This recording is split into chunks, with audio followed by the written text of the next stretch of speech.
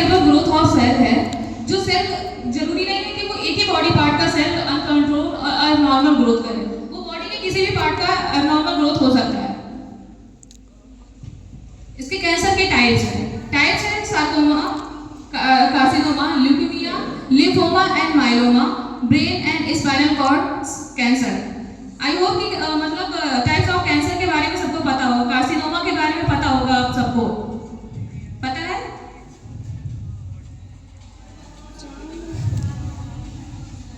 किसी को नहीं पता है?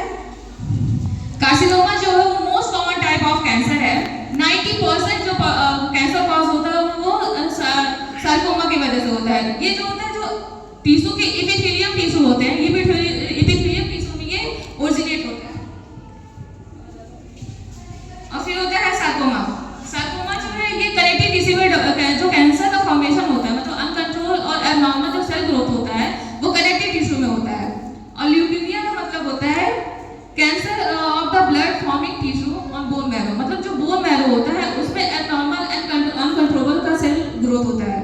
और लिम्फोमा जो होता है, lymphoma that start in the lymphatic system, cell का जो एबनॉर्मल एंड अनकंट्रोलेबल ग्रोथ होता है वो लिम्फेटिक सिस्टम में होता है। फिर माइलोमा है, जो माइलोमा है वो कैंसर ग्रोथ होता है एबनॉर्मल प्लाज्मा सेल का, जो बोन मैरो में जो हमारा प्लाज्मा सेल होता है उसका एबनॉर्मल एंड अनकंट्रोलेबल ग्रोथ होता है। Brain and spinal cord cancer, मतलब जो ब्रेन में जो सेल का ग्रोथ होगा वो एबनॉर्मल एंड अनकंट्रोलेबल होगा। और सेम यही स्पाइनल कॉर्ड में भी हमारा एबनॉर्मल सेल ग्रोथ है। मेनली जो कैंसर का डिफिनेशन ही है वही abnormal and uncontrollable cell growth.